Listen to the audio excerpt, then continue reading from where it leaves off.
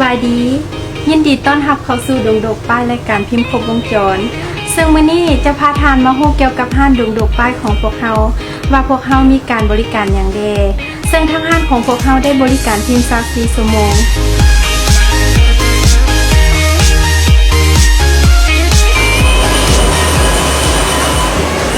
สำหรับจักรนี้แม่นจักรไวนิวพิมพ์ขนาดใหญ่สามารถพิมพ์ได้ทุกขนาดสีงามทนดี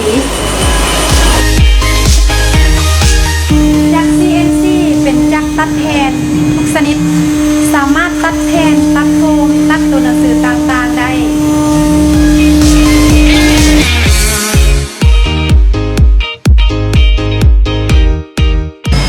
จักรสติกเกอร์เป็นจักรเอฟสัน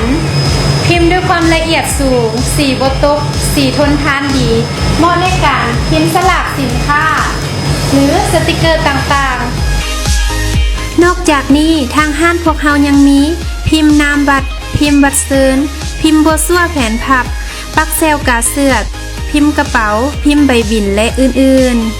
การบริการของพวกเฮายังสามารถผลิตป้ายทุกชนิดได้เช่นผลิตตู้ไฟป้ายหนังสือไฟ LED ป้ายหนังสือนูนงานตกแต่งคอมโพสิตงานตกแต่งเคาน์เตอร์บูธแสดงสินค้าโลโก้ต่างๆและยังสามารถผลิตตู้เคลื่อนที่ได้เช่นตู้เบิกจ่ายขายหวยตู้ขายกาแฟ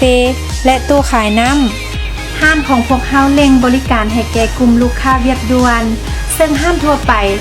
จะเปิดในมงราชการเฮ็ดให้ลูกค้ามีความยุ่งยากในการสั่งเวียดด่วนฉะนั้นดงดกป้ายรายการพิมพ์ของพวกเฮาสามารถช่วยทานได้พวกเฮาสามารถบริการพิมพ์24ชั่วโมงห้านของพวกเฮาตั้งอยู่บ้านดงดกเมืองไซธานีแขวงนครหลวงเวียงจันทน์กงกันข้ามกับกาเฟอเมซอนตลาดเขตลงมาประมาณ50เมตรก็จะเห็นห้านของพวกเฮาสนใจงานป้ายต่างๆปรึกษาพวกเฮาฟรีได้ติดต่อได้ที่เบอร์